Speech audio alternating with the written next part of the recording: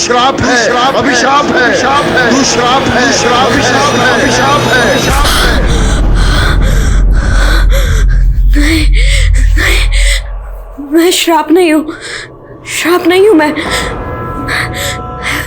अभिशाप नहीं, मैं खास हूँ, खास हूँ मैं सबकी चाहती हूँ, मैं अभिशाप नहीं हूँ।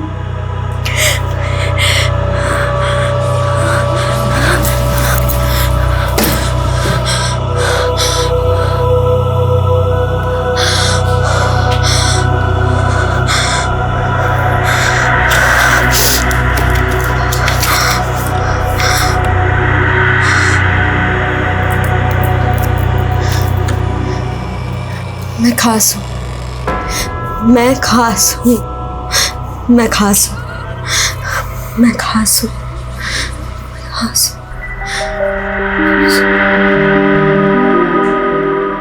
ये ट्रॉफी मैं अपनी स्वर्गवासी माँ को समर्पित करना चाहती हूँ, क्योंकि उन्हीं की प्रेरणा से तो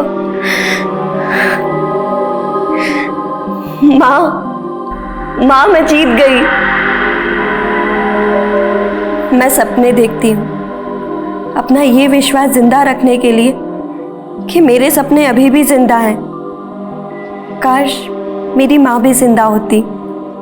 पता है मेरी माँ मुझसे क्या बोलती थी? माया, औरत की चोटी में उसके 3 संसार होते हैं, प्रेम, प्रतिज्ञा और पति। पर मेरा प्रेम भी अजब और पति भी, और प्रतिज्ञा तो उससे भी गजब। मेरा संसार तो मुझे 8वें अजूबे जैसा लगता है। न जाने ऊपर वाले की क्या माया है, और ऊपर से मेरा नाम भी माया है।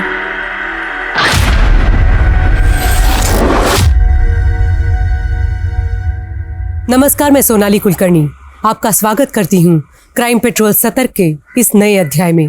सपनों पर कोई प्राइस टैग नहीं होता, फिर भी इस दुनिया में सपने बेचे जाते हैं, और बेचते समय ये जताया जाता है कि ये फ्री का माल है, चाहे जितना ले लो, आपको इसकी कोई कीमत चुकानी नहीं होगी। लेकिन जब आंखें खुलती है तो पता चलता है कि लोग अपनी पूंजी गंवा चुके होते हैं, अपना कीमती समय गंवा चुके होते हैं, यहाँ तक अपनी जान भी गंवा चुके होते हैं। अचंभों से भरी ये एक ऐसी वारदात है जिसे जानकर हमें ये एहसास होगा कि झूठे दिलासों से बेहतर है कि हम सच से चोटिल हो जाए, क्योंकि सच अगर घाव भी देता है तो नसीहत भी बड़ी अच्छी देता है, लेकिन झूठ सिवाय बर्बादी के कुछ नहीं देता।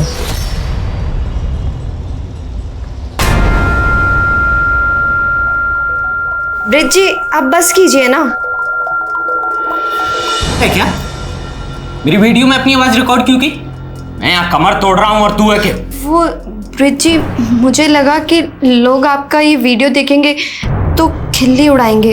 अरे बेवकूफ, खिल्ली उड़ाने पे लाइक मिलता है, मुझे जिगजैग पे स्टार बनना है। लेकिन ब्रिज जी, जब लोग आपको निकम्मा, बेरोजगार बोलते हैं तो मुझे बिल्कुल भी अच्छा नहीं लगता। इसलिए मैंने आपके लिए एक नौकरी ढूंढी है। क्या नौकरी? ये फालतू की नौकरी वोकरी नहीं करनी।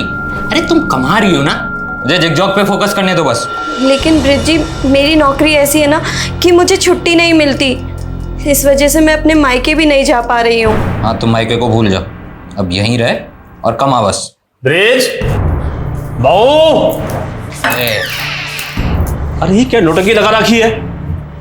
अरे हम साथ साथ क्या पूरा मोहल्ले इकट्ठा करोगे? खेत से आए हैं, थोड़ा आराम करने दो। इस घर में है ना किसी को कला की कदर नहीं है, सारा का सारा मूड खराब कर दिया। नहीं बनानी मुझे वीडियो।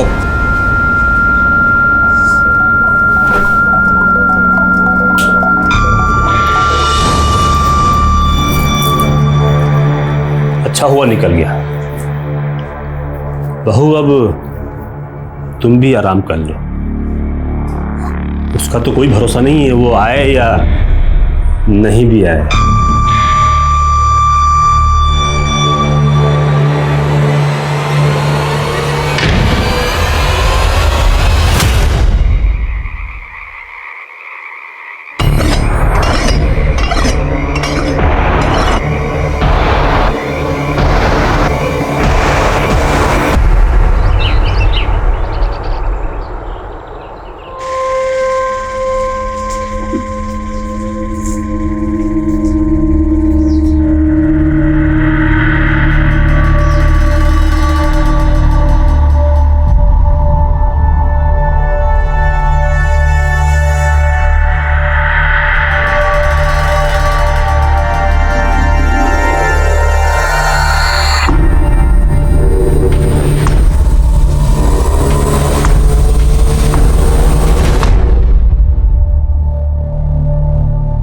अरे तो ब्रिज की पत्नी है ना, उसको कहाँ से मिल गई ऐसी हूर की परी? कोई परी वरी ना है ये, डायन से भी ऊपर की चीज है। हमारी पत्नी बोल रही थी नागिन जैसी छाल है इसकी। अच्छा, हाँ फिर तो पत्नी के रूप में अभिशाप ले आया ब्रिज अपना है। और क्या।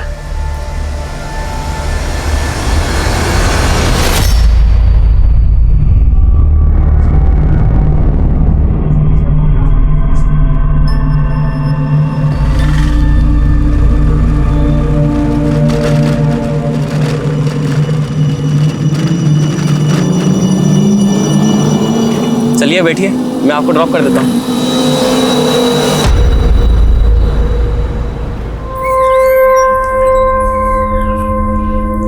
दीनू, कितनी बार बोला है तुम्हें प्याज थोड़ा छोटा छोटा काटा करो? हर बार समझाना पड़ेगा क्या? मैं भी ना गुड मॉर्निंग भी नहीं बोला और सीधा डांट दिया। आगे से ध्यान रखना। Good morning. जी madam, good morning. Good morning Maya ji, कैसे हैं आप? अरे हमने गुड मॉर्निंग बोला और आपने हमें जवाब भी नहीं दिया। हाँ? देखिए, मुझे आपसे कोई बात नहीं करनी है। नंदा दीदी को बोल दिया था मैंने। अरे नंदा दीदी तो गई, अब हमारे ही ऑर्डर चलेगा यहाँ पर। करी पकड़ो, आज ये बनेगा। अरे खाने की डिमांड बढ़ती जा रही है आपकी, सैलरी भी बढ़ा देंगे।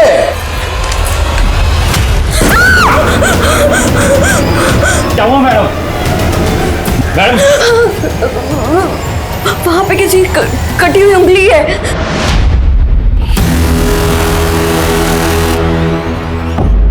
अरे रात को कोई हॉरर फिल्म देखी होगी आपने। यहाँ तो कुछ नहीं है, आपका वहम है ये। अरे चलो चलो अपना काम करो। अरे जाइए अपना काम कीजिए, चलिए जाइए काम कीजिए अपना।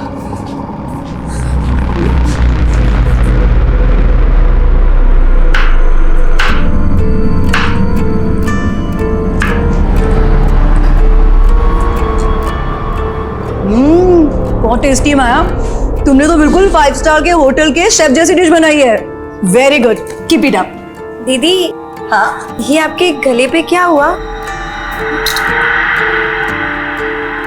कुछ नहीं, तू जा काम कर अपना।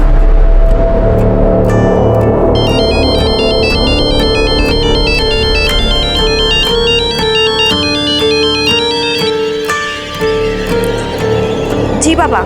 और माया बेटी, ससुराल में तू खुश तो है ना? हाँ बाबा, आपका मन लग रहा है मेरे बिना? मैं बिल्कुल ठीक हूँ। वो 15 दिन बाद तीज है। अब तेरा कोई भाई तो है नहीं, इसलिए नेक शगुन लेके मुझे ही तेरे ससुराल आना पड़ेगा। इस बहाने तुझसे मिलना भी हो जाएगा। ठीक है बाबा, मैं इंतजार करूंगी। अपना ध्यान रखना। तू भी अपना ख्याल रखना। नागिन मैया की, नागिन मैया की, नागिन मैया की, नागिन मैया की, नागिन मैया की, नागिन मैया की, नागिन मैया की, नागिन मैया की, नागिन मैया की। भाऊजी, भाऊजी प्रणाम। जीते रहो बेटा। पर ये सब क्या हो रहा है? जोहरी सोने का दाम पूछ रहा है।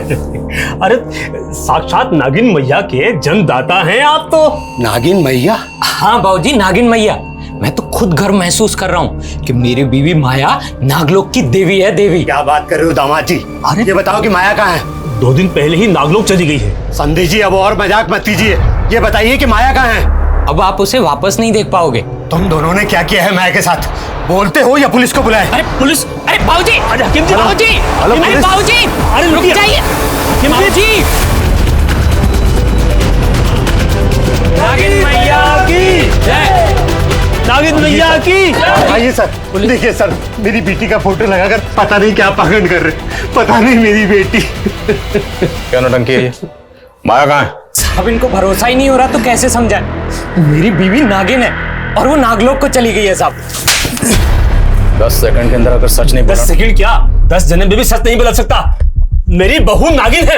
अरे गुप्ता जी, मिश्रा जी, आप बताइए ना। नागलोक जी, जिससे पूछताछ करनी है हम करेंगे, और तुम दोनों से भी। लेके चलो इनको।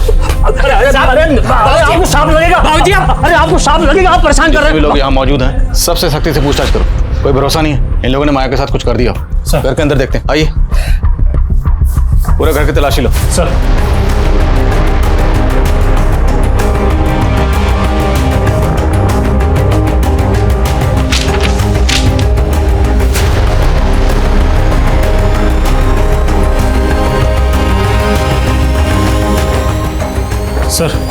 अंदर से दवाइयों का बॉक्स मिलाए।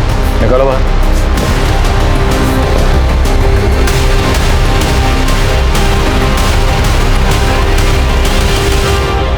इस घर में आपकी बेटी, उसके पति और ससुर के अलावा और कौन रहता है? उसका देवर मुकेश। पता करो ये मुकेश कहाँ है।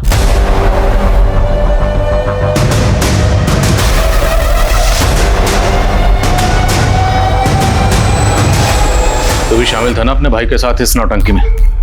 बोलो, तुम तीनों ने मिलकर क्या किया माया के साथ? साहब हमें कुछ नहीं मालूम साहब, और मुकेश तो 10-12 दिन पहले से ही बाहर था साहब। हाँ साहब, मुकेश को तो पता भी नहीं है कि उसके पीछे से यहाँ क्या क्या चमत्कार हो रहे हैं साहब। बकवास नहीं, अगर सच नहीं बोलोगे ना तो खाल उधेड़ देंगे। साहब सच में हमें कुछ नहीं मालूम साहब। साहब उसमें पहले से ही नागिन के लक्षण थे साहब। कैसे लक्षण बे? साहब उसके हाथों में ना वो दाग थे, जैसे सांप की खाल में होते हैं ना साहब। हमने तो चरम रोग समझ के उसको वैद्य को दिखाया, लेकिन उसने बताया कि वो रोग है, वो लाइलाज है साहब। इस वजह से माया को हमारे मोहल्ले में तिरस्कार सहना पड़ा साहब। कोई परिवारी ना है ये, डायन से भी ऊपर की चीज है। हमारी पत्नी बोल रही थी नागिन जैसी छाल है इसकी। अच्छा, हाँ फिर तो पत्नी के रूप में अभिशाप ले आया, बेचपना है। और क्या। चरम रोग की बात साहब सब जगह फैल गई, और फिर मोनी बाबा आए। मोनी बाबा? हाँ साहब, मोनी बाबा की महानता को यहाँ सब जानते हैं साहब। अभी 1 सप्ताह पहले यहाँ आए थे साहब। नागिन मैया दर्शन दीजिए। मोनी बाबा, बाबा प्रणाम। प्रणाम। नागिन मैया, जय हो नागिन मैया, जय हो नागिन मैया, धन्य हो नागिन मैया। ये सब मूर्ख लोग हैं जो आपका अपमान कर रहे हैं। बाबा, ये आप क्या बोल रहे हैं बाबा? चुप कर अधर्मी, तू और तेरा बेटा ही नहीं, तेरे पड़ोसी भी इस पाप में भागीदार हैं। इनके हाथ पे ये तेजस्वी चिन्ह देख रहे हो तुम सब, ये नागलोक की देवी है, नागलोक की देवी है ये, नागिन मैया की जय। फिर बाबा पूजा सत्कार के लिए लेकर के गए, और फिर सबको दिव्य स्वरूप के दर्शन दिए उन्होंने। नागिन मैया की जय, नागिन मैया की जय, नागिन मैया की जय, नागिन मैया की जय। तुम लोगों ने जो भी नौटंकी की, लेकिन माया कहाँ चली गई? साहब मैंने 2 रात पहले उसको कमरे में छोड़ा था। भाई विराजी, और कल से सिर्फ सुबह के 9 बजे से लेकर के रात के 9 बजे तक आपके दर्शन होंगे, जब तक आप आराम कीजिए। जय हो नागिन मैया की, जय हो जय हो जय हो। फिर जब सुबह देखा तो वो वहां नहीं थी साहब। फिर हमने मोनी बाबा से संपर्क साधा, तो बाबा ने बताया कि माया तो नागलोक चली गई है साहब। इनका नागलोक का भूत उतारो जरा। सर माया के पड़ोसी तो उसके पति और ससुर की तरह ही बातें कर रहे हैं। उल्टा वो तो कह रहे हैं कि वो माया का अच्छे से ख्याल रखते थे, क्योंकि माया फैमिली के अंदर इकलौती ब्रेड अर्नर थी। तो माया कहीं जॉब करती थी? हाँ सर वो होटल ड्रीम स्टार के अंदर शेफ थी। और माया का देवर मुकेश, उसके बारे में कुछ पता चला? सर लोग बाग कह रहे हैं कि जब से नागलोक का ड्रामा शुरू हुआ है तब से मुकेश दिखा ही नहीं। पता करो इस मुकेश के गायब होने के पीछे क्या राज है। और ये मौनी बाबा, सारा अंधविश्वास इस मौनी बाबा का फैलाया हुआ है। इसकी कुंडली भी खंगालनी पड़ेगी। Yes sir. कम। मैंने ब्रिज का मोबाइल चेक किया, वो जिगजॉग मोबाइल ऐप पर अपने बहुत सारे वीडियोस डाला करता था। कुछ वीडियोस तो नागिन मैया के ही थे। ये देखिए सर, इसको काफी सारे लाइक्स और व्यूज मिले। कहीं ब्रिज जिगजॉग पे फेमस होने के लिए तो ये खुराफात नहीं कर रहा। इसके बाकी सोशल मीडिया अकाउंट भी खंगालो। सर मैं नागिन की बात नहीं करूंगा, नेवले की बात करूंगा। नेवला नागिन का दुश्मन, और हमें ये अच्छी तरीके से पता है कि कौन सा नेवला नागिन को गायब किया है, और जल्दी ही हम उसका नाम पब्लिक करेंगे।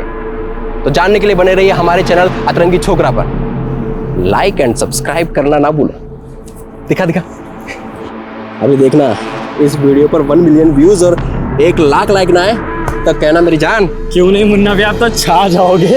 अपलोड कर फटाफट।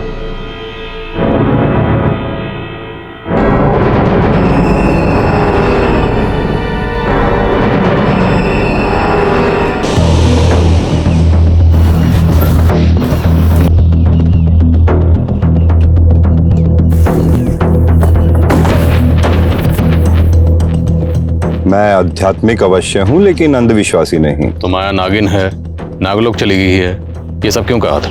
मैं उस नारी की मदद करना चाहता था और वो स्वयं यहाँ मदद के लिए आई थी। बाबा जी, अभिशाप बोल बोल कर लोगों ने मेरा जीना मुश्किल कर दिया है। मेरे पति और ससुर को भी यही लगता है कि मैं शापित हूँ। बाबा जी, मेरी मदद कीजिए ना। लोग उस बेचारी का अपमान ना करें, इसलिए मैंने लोगों से कहा कि उनके हाथों पे ये किसी दिव्य रहस्य का चिन्ह भी तो हो सकता है, और लोगों ने उसे नागिन मैया बना दिया। इसके अलावा मैंने कुछ नहीं किया। आपने कुछ नहीं किया तो माया गायब क्यों हुई है? कहाँ है माया? माया के गायब होने से मैं खुद हैरान हूँ, लेकिन मेरा इस अपराध से कोई लेना देना नहीं।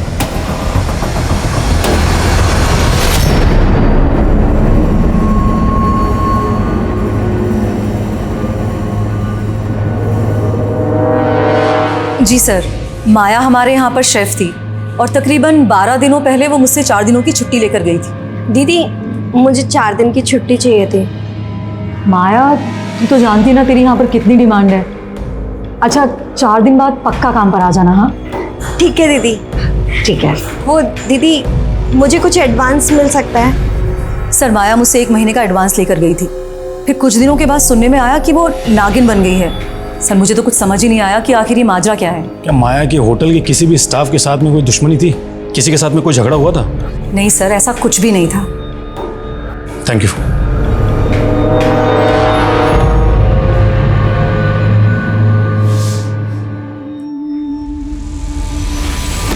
ये लीजिए बाबा, माया का स्पेशल मलाई कोफ्ता, खाइए और दीजिए नंबर।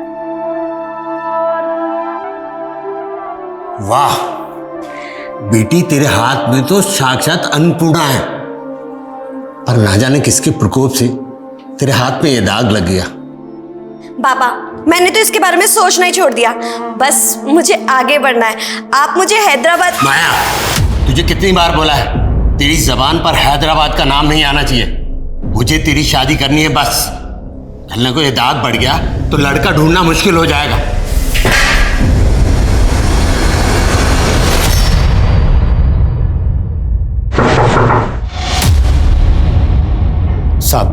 साहब, मेरी बेटी मिली क्या? देखिए, हम उसे ढूंढने की हर मुमकिन कोशिश कर रहे हैं, पर हमें पता चला है कि माया को नागिन बनाने का सिलसिला 1 हफ्ते पहले से चल रहा था। तो इस 1 हफ्ते में आपकी माया से फोन पर तो बात हुई होगी?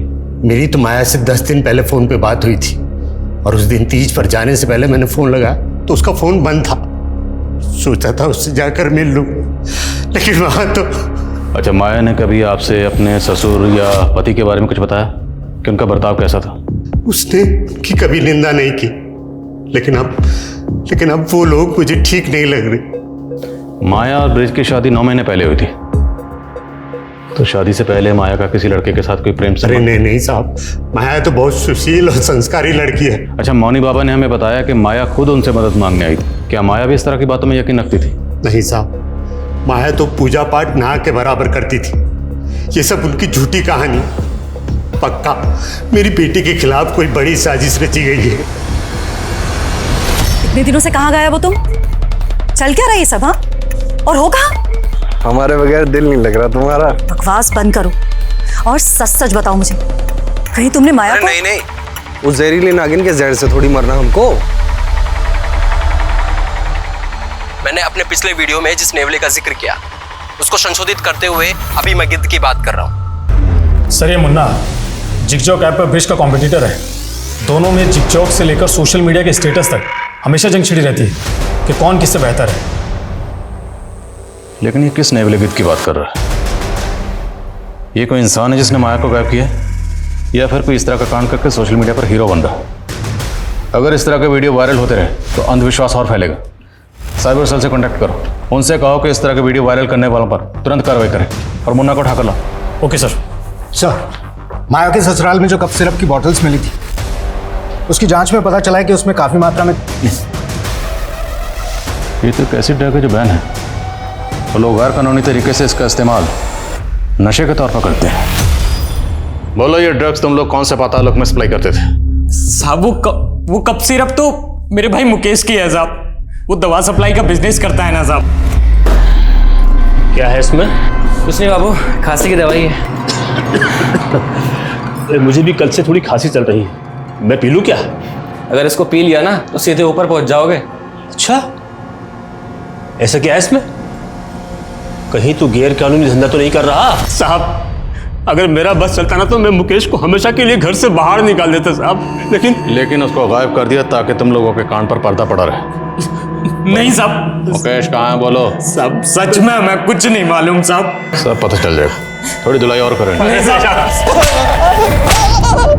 विशाल साहब, मेरी पूरी बात तो सुन लीजिए। तो बोल, किस नेवले और गिद्ध की बात कर रहा था तू अपने वीडियोस में? साहब वो वीडियो तो मैंने ऐसे ही डाला था ताकि हमारी वीडियो पे ज्यादा से ज्यादा लाइक और ज्यादा से ज्यादा व्यूज आ सके। तेरा ब्रिज के साथ में 36 का आंकड़ा था, कहीं उससे जल के तो तूने उसकी बीवी को? नहीं साहब, मैंने कुछ नहीं किया साहब, मेरा कोई 36 का आंकड़ा नहीं था उसके साथ में, बल्कि ब्रिज और मुकेश जो उसका भाई है उन दोनों के बीच में 36 का आंकड़ा था। सोने पे सुहागा तो ये था सर कि मुकेश ने अपनी भाभी के चक्कर में प्रेम कुमार जैसे आदमी से पंगा ले लिया। प्रेम कुमार? नहीं तो क्या? अगर मेरी भाभी पे गलत नहीं डाला ना तो कहाँ डालूंगा? क्या कर रहा है? ये प्रेम कुमार कौन है? बड़ा बिजनेसमैन और एक नंबर का चमड़ी खोर है। उसको लगता था कि ब्रिज नपुंसक है तो उसकी बीवी को पटा लेगा।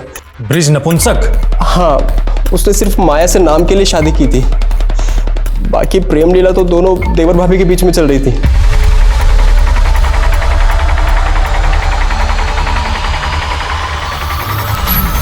नागलोक का तो पता नहीं, मुझे लगता है कहीं दोनों के दोनों प्रेम लोक में तो नहीं चले गए। ये पता लगाने का काम हमारा है, समझा?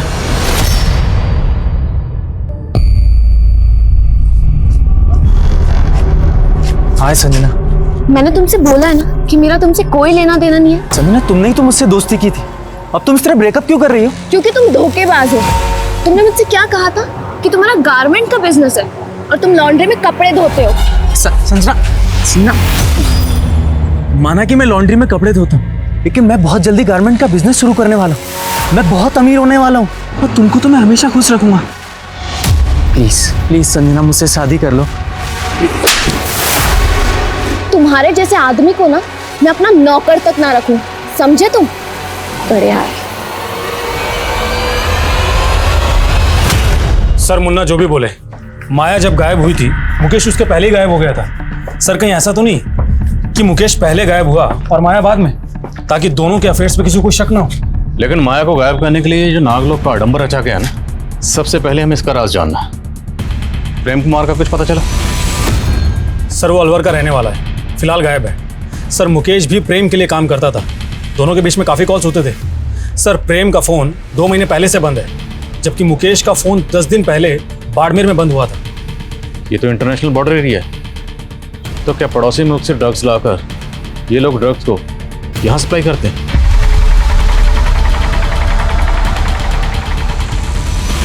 ये काफ़ी सेंसिटिव इशू है। प्रेम कुमार और मुकेश दोनों के डिटेल्स एटीटी और नार्कोटिक्स से शेयर करो। Okay sir. एक बात और सर मौनी बाबा के कई फॉलोअर्स विदेशों में भी हैं और उसने कहा था कि माया उसके पास आती है।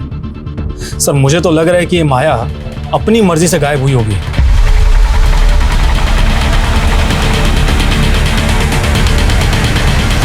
हाँ, लेकिन माया गायब कहाँ हुई?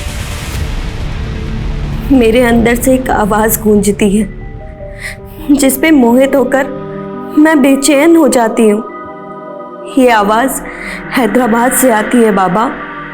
मैं खुद को वहां जाने से नहीं रोक सकती। मुझे माफ कर देना बाबा। आपकी माया।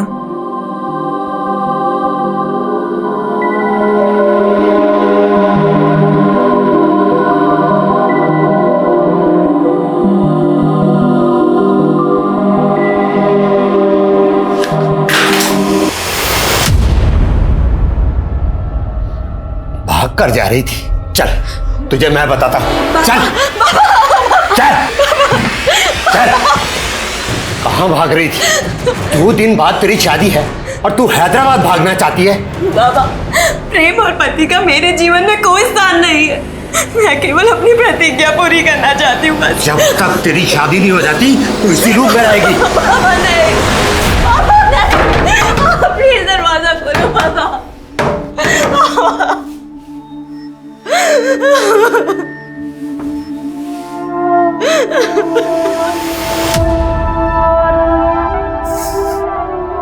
हैदराबाद हैदराबाद बोलते हो तो ये कौन से नागलोक में चली गई? अगर तू नागिन का अवतार थी तो मुझे क्यों नहीं बताया? मैं तेरी कभी शादी नहीं होने देता। माया के पिता भ्रमित होकर अब ये सोच रहे थे कि माया नागिन ही होगी या राज कुछ और भी था। माया का पति, ससुर, देवर और प्रेम कुमार ऐसे सस्पेक्ट थे जिनके पीछे पुलिस लगातार लगी हुई थी। मौनी बाबा को इन्वेस्टिगेट करना इतना आसान नहीं था। उसके फॉलोअर्स इतनी बड़ी तादाद में थे कि पुलिस की एक भी चूक इस केस को भयानक रूप दे सकती थी। तो क्या खुद माया ये स्वांग रच के गायब हो सकती थी? पुलिस को इस एंगल में कुछ भी नहीं मिल रहा था। तो आखिर वो कौन से अपराध का लोग था जो एक जीती जागती लड़की को निगल गया था?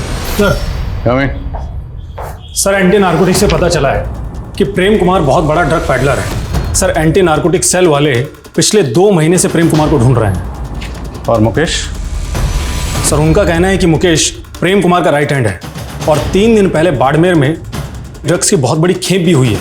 और इस मुकेश का फ़ोन बाड़मेर में बंद हुआ था और उसने आखिरी कॉल किसी आनंद कुमार को किया था। ये आनंद कुमार कौन है, कुछ पता चला? हाँ सर, बाड़मेर पुलिस से मेरी बात हुई है। सर, उन्होंने कहा है कि आनंद कुमार बाड़मेर का एक और बाबा है जो मिर्ची बाबा के नाम से विख्यात है और नागों की पूजा करता है।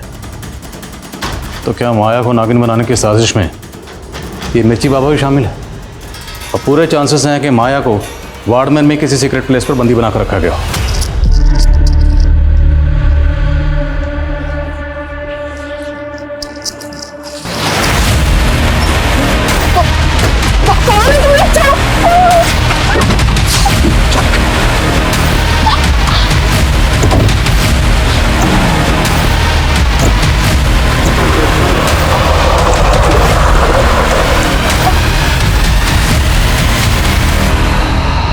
अरे साहब, मैं किसी प्रेम कुमार को नहीं जानता और ना मैं किसी माया को और ना मुकेश को। देखो उधर, अब उधर गौर से देख, अब बोल, दोनों को जानता है? नहीं जानता साहब। नहीं जानता ना, कोई बात नहीं, इसको थाने लेकर चलो, वहाँ पूछते हैं। नहीं साहब, मैं सिर्फ इस लड़के को जानता हूँ पर इसका नाम भी नहीं पता मुझे। पर कुछ दिन पहले हमारे पास आया जरूर था। बाबा जी, मुझे एक नागिन को वश में करना है, कुछ उपाय बताइए ना। नागिन तो सिर्फ उसी के बस में आती है जिसके पास सिद्ध नागमणि हो। सिद्ध नागमणि? वो कैसे मिलेगी मुझे? उसको नागमणि के लिए उतावला देख के मैंने सोचा कि उससे अपनी तंत्र साधना के लिए भी एक खोपड़ी का इंतजाम कर लूँ। वो सब कुछ ला देगा तो मैं उसे एक चमकीला पत्थर दे के बोल दूंगा कि यही नागमणि है। तो सब लेकर आया था? नहीं साहब, वो दोबारा नहीं आया। अच्छा, वो किस नागिन की बात कर रहा था? नहीं, उसने बताया तो नहीं, पर वो नागमणि के लिए जरूर यहाँ आएगा।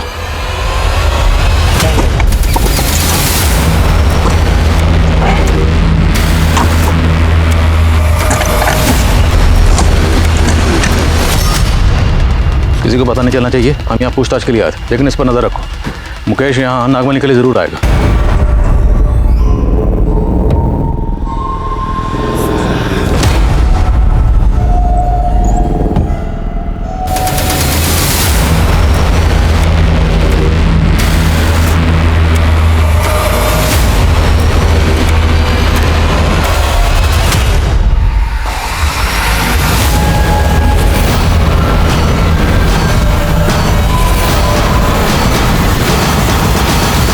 अरे उस लड़की को लक्ष्मी नगर छोड़ दे और यार कल का इंतजाम देख। अब भाई देख, रोज रोज बासी माल थोड़ी खाएंगे, कोई अच्छी सी नई लेकर आ यार। हाँ ठीक है।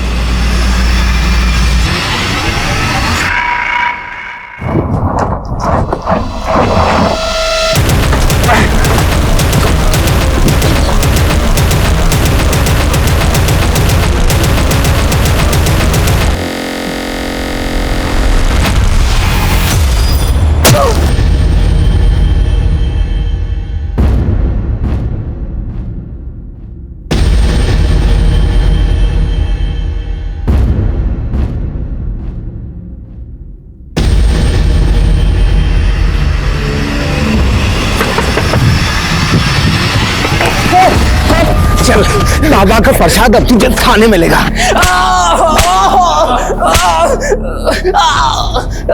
माया कहाँ? सर मुझे नहीं पता माया कहाँ है। सर मैं मानता हूँ कि मैं ड्रग्स का धंधा करता हूँ, लेकिन नागमणि पाकर मैं सिद्धि हासिल करना चाहता था ताकि माया भाभी को नागलोक से वापस अपनी जिंदगी में ला सकूं।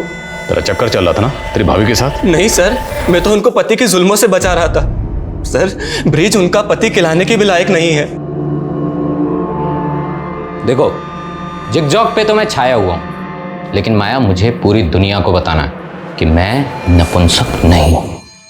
इसलिए तुम्हें बच्चा पैदा करना होगा। ऐसे क्या ताड़ रही है? किसी और के साथ सुला रहा हूं तुझे। फिर मुझे पता चला कि मेरा भाई ब्रिज प्रेम कुमार को माया भाभी के साथ सुलाने का सौदा कर रहा था। देखो भाई, बच्चा तो मैं डाल दूंगा, लेकिन एक बार से मेरा मन भरेगा नहीं।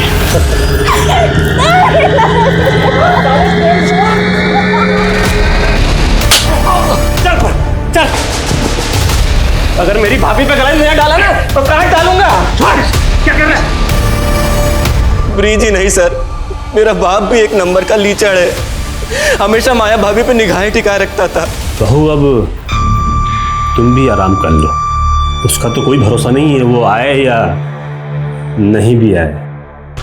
प्लीज छोड़ दीजिए मुझे, ऐसा मत कीजिए। मैं आपके बेटे की पत्नी हूँ, प्लीज छोड़ दीजिए। फिर मुझे उनके नागिन बनने और नागलोक जाने की बात पता चली। तो ये बता, तो वो खोपड़ी कहाँ से लाया था? किसकी कब्र खोदी थी? और प्रेम कुमार कहाँ है? क्योंकि तेरे और उसकी फोन की लोकेशन उसका फोन बंद होने से पहले सेम थी। 2 महीने पहले उसे मारकर गाड़ दिया था। फिर जब मिर्ची बाबा ने खोपड़ी मांगी तो कब्र से प्रेम की खोपड़ी निकाल ली। सर मैं आपके हाथ जोड़ता हूँ, आप चाहे तो मुझे सूली पे चढ़ा दीजिए, लेकिन नागमणि से मुझे माया भाभी को हासिल करने दीजिए सर। अबे कोई नागमणि नहीं है, क्यों बेवकूफ बने हो? वो मिर्ची बाबा तुम्हें बेवकूफ बना रहा था। वो सब कुछ ला देगा तो मैं उसे एक चमकीला पत्थर देके बोल दूंगा कि यही नागमणि है। बोलो, माया कहाँ है? ब्रिज और उसका पिता विष्णु इस बात से लगातार इनकार कर रहे थे कि उन्होंने माया से प्रोस्टिट्यूशन या उसका शोषण करने की कोशिश की।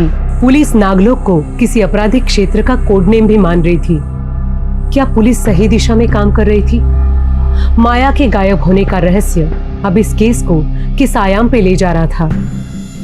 मैं जिंदगी के एक ऐसे नर्क लोक में थी जहां माँ की कही हर बात झूठी साबित हो रही थी।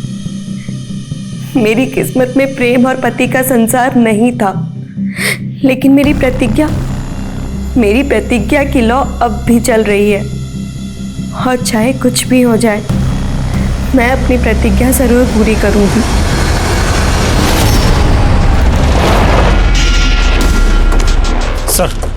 सर आपको भाई एक राहगीर ने इस आदमी की लाश को देखा। सर लाश को देखकर ऐसा लग रहा है कि 1-2 दिन पहले इसका मर्डर हुआ है।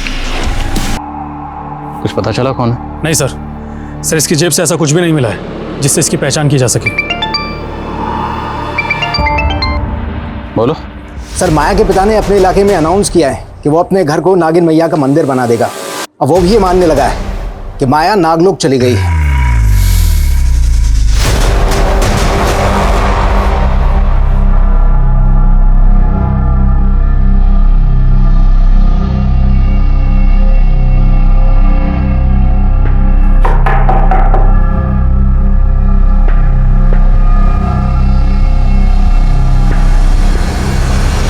ये सब क्या है?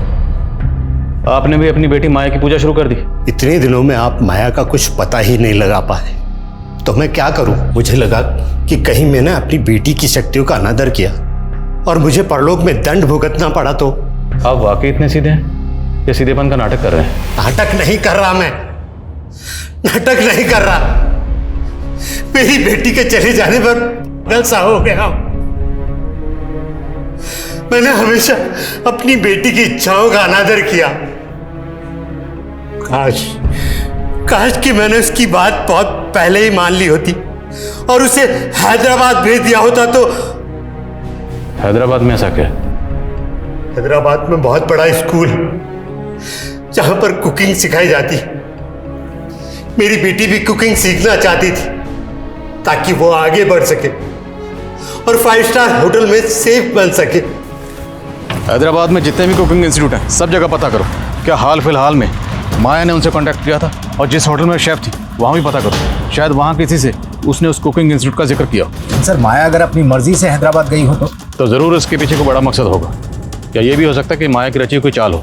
माया के फादर पर नजर रखो और माया की तस्वीर इंडिया के सभी थानों में सर्कुलेट करवाओ। सर जिस आदमी की बॉडी हमें मिली सर उसका नाम रामेश्वर था। बड़े मोहल्ले के एक लॉन्ड्री में कपड़े धोता था। सर रामेश्वर अनाथ था, लेकिन पूछताछ के दौरान पता चला है कि उसका संजना नाम की एक लड़की से अफेयर था। और सर ये संजना काफ़ी रईस और खानदानी लड़की है।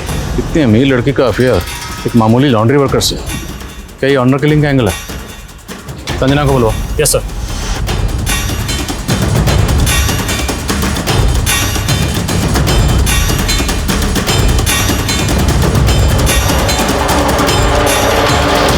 सर मेरा और रामेश्वर का कोई अफेयर नहीं था, आपको किसी ने झूठ बोला है। कहीं आप तो झूठ नहीं बोल रहे अपनी फैमिली या किसी और को बचाने के लिए? सर रामेश्वर मुझे बहुत परेशान करता था सर। इवन उसने तो मुझे किडनैप भी। कौन? छोड़ो मुझे।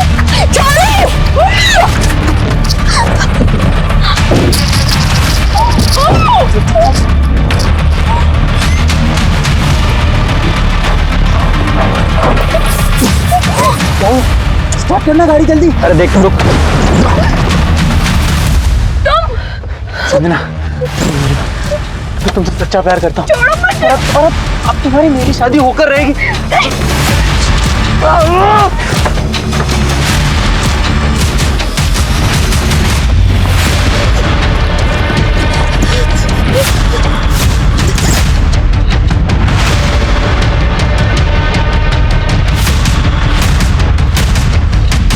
अगर रामेश्वर ने आपको किडनैप किया था तो आपने पुलिस कंप्लेंट क्यों नहीं की?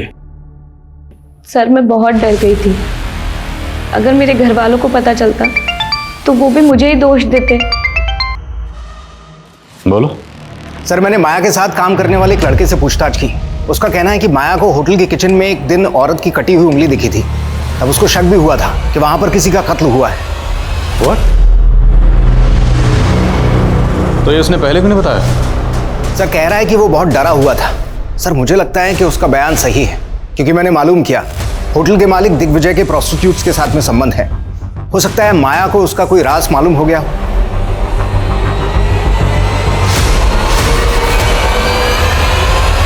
सर फॉरेंसिक टीम किचन में लेके जा। चलिए। सर माया ने वो सब कुछ मुझे भी बताया था, पर वो उसका वहम था। वहम था या हकीकत, ये तो फोरेंसिक पता लगा लेगी।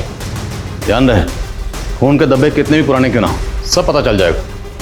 फिलहाल आप ये बताइए कि आपके पतिदेव कहाँ हैं? दिग्विजय।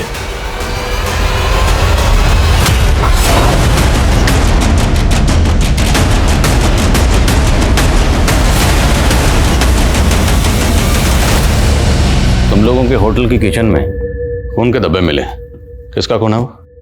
साहब हमारे यहाँ तो नॉनवेज भी बनता है, तो हो सकता है किसी जानवर का खून हो। फॉरेंसिक ने चेक किया, किसी नुक्कड़ के कसाई ने नहीं। इंसान और जानवर का फर्क समझते हैं। बोलो किसका खून? नहीं। सब मैंने नहीं मारा उसे, ये सब इसकी करतूत है। सब इसे सेक्स की आदत है, जानवरों की तरह नोचता था मुझे, तो मैंने अपनी खैर मनाने के लिए प्रोस्टिट्यूट के साथ सोने को बोल दिया।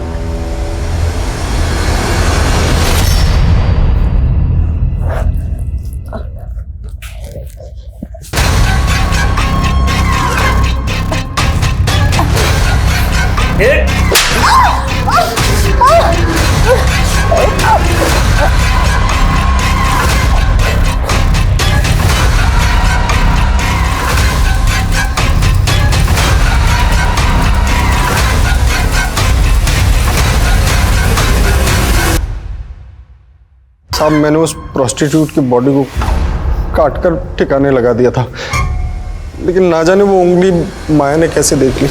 माया को तुम लोगों के राज का पता चल गया, इसलिए तुम लोगों ने माया को गायब कर दिया। वो तो नाग मैया बन गई थी, फिर हम उसको कैसे गायब कर सकते हैं? सब लोग बोल तो रहे कि वो नागलोक चली गई है।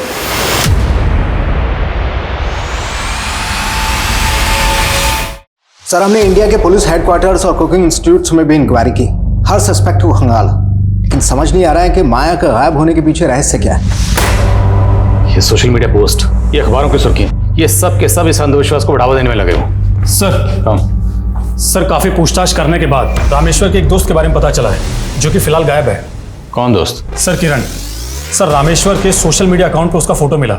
सर किरण और रामेश्वर को कई लोगों ने एक साथ में देखा था, लेकिन सर रामेश्वर के किसी भी दोस्त से किरण का कोई पता ठिकाना नहीं मिल रहा है। संजना की बात अगर सही है तो संजना की किडनैपिंग में जो दूसरा लड़का था, मुमकिन है वो लड़का ये किरण ही हो। इस किरण के लिए लुकआउट नोटिस जारी करो। गाइस, इस केस में रिविजिट करो। कहीं ना कहीं कुछ ना कुछ है जो इस केस में हम मिस कर रहे हैं। हमें ये केस जल्द से जल्द सॉल्व करना है। सर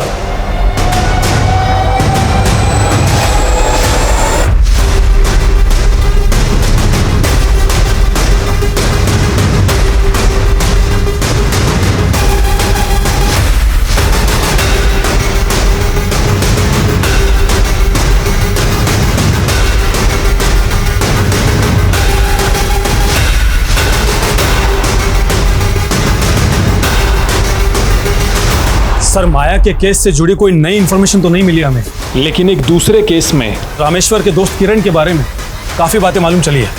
सर ये किरण एक नाटक मंडली चलाया करता था जो कि काफ़ी समय पहले ही बंद हो गई, लेकिन सर इसके एक रिहर्सल रूम के बारे में पता चला जो कि अजमेर में है। हे सागर से वाष्प बन के उड़ते बादल, उनको पहाड़ों तक गमन कराने वाली हवा, हे धरा, हे आकाश, जीवित कर दो उसको।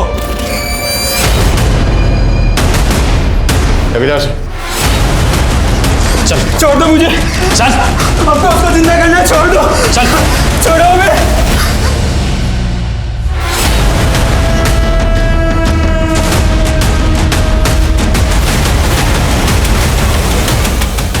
माया, तो माया को कैसे जानता है?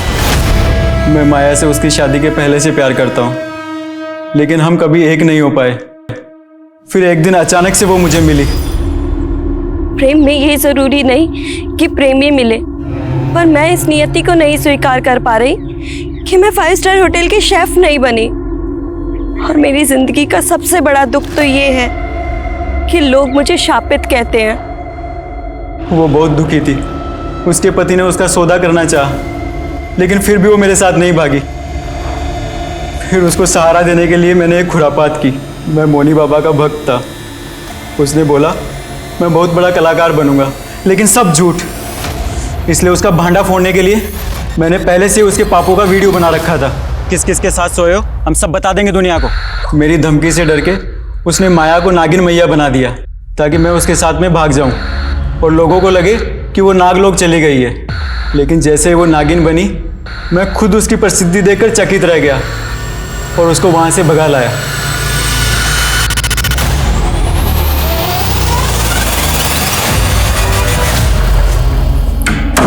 किरण, हम हैदराबाद कब जाएंगे? अब तुम हैदराबाद भूल ही जाओ। नागिन मैया की प्रसिद्धि शेफ बनने की प्रसिद्धि से बहुत बड़ी है। अब तुम भी अपने पैर मेरे साथ यहीं जमा लो। इतना चढ़ावा आएगा ना कि सारा कड़की खत्म हो जाएगा। मतलब तुम भी मुझे इस जंजाल में बांध कर रखना चाहते हो, सिर्फ अपने स्वार्थ के लिए? अगर मैं उसे हैदराबाद ले भी जाता तो आपके झमेले में फंस जाता, इसलिए मैं उसको टालता रहा और कुछ ऊपर की कमाई के लिए लोगों को उसके साथ सुलाने भी लगा। और जब वो तेरी गिरफ्त से भागना चाह रही थी तो ने मार दिया उसको। साहब, मैंने माया को नहीं मारा, लेकिन उसको भगाने में रामेश्वर की मदद ली और रामेश्वर को अंधविश्वास दिया कि अगर वो नागिन मैया की सेवा करेगा तो रईस बन जाएगा। लेकिन उसकी गर्लफ्रेंड ने उसको छोड़ दिया और उसका मोह भंग हो गया। कहने लगा कि वो सब कुछ पुलिस को बता देगा। फिर इसी शर्त पे माना कि जिस तरह से हमने माया को उठाया था उसी तरह से संजना को भी उठा ले। कौन? छोड़ो मुझे, छोड़ो।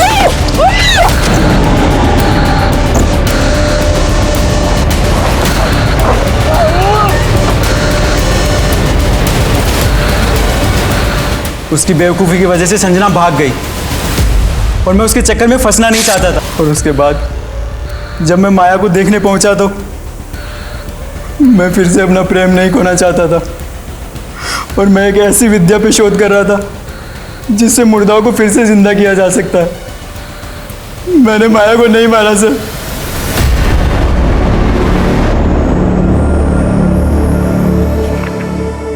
जिंदगी में मेरे हर रिश्ते ने मुझे छला है और आज मैं ये आखिरी पन्ना लिख रही हूँ। ये समय भी आखिरी है।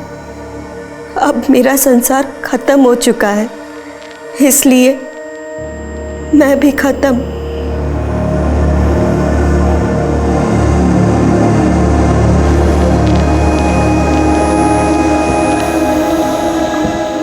माया की पोस्टमार्टम रिपोर्ट से ये जल्द ही साबित हो गया कि माया ने आत्महत्या की थी।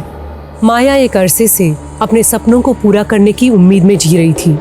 वो अपनी तकलीफों से भी जूझ रही थी, लेकिन वो अगर कानून से मदद लेने का हौसला रखती तो शायद उसकी उम्मीदों को भी हौसला मिल जाता।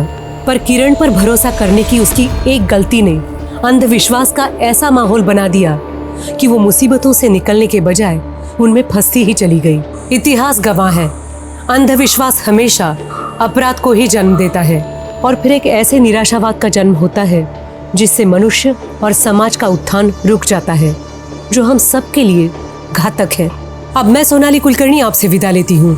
फिर मिलेंगे एक ऐसे ही चौंका देने वाले केस के साथ क्राइम पेट्रोल सतर्क जस्टिस रिलोडेड में। तब तक अपना और अपने परिवार का ख्याल रखिए। आप जानते हैं हम सब एक मुश्किल दौर से गुजर रहे हैं। कृपया मास्क पहने, सैनिटाइजर का इस्तेमाल करें और सोशल डिस्टेंसिंग बनाए रखें। देखते रहिए क्राइम पेट्रोल सतर्क। जय हिंद।